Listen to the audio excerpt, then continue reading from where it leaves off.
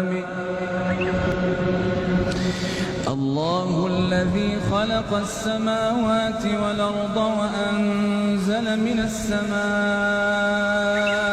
ماء فأخرج به من الثمرات رزقا لكم وسخر لكم الفلك لتجري في البحر بأمره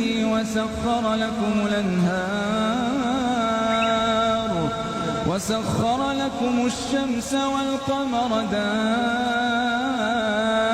دائبين وسخر لكم الليل والنهار وآتاكم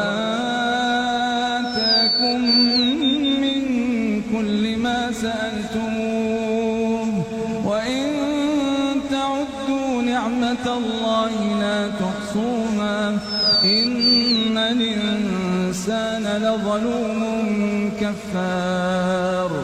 وإذ قال إبراهيم رب اجعل هذا البلد آمنا واجنبني وبني أن نعبد الأصنام رب إنهن أضللن كثيرا من الناس فمن تبعني فإنه مني ومن عصاني فإنك غفور رحيم.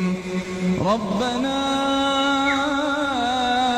إني أسكنت من ذريتي بواد غير ذي زرع عند بيتك المحرم ربنا ليقيموا الصلاة فاجعل أفئدة من الناس تهوي إليهم وارزقهم من الثمرات لعلهم يشكرون.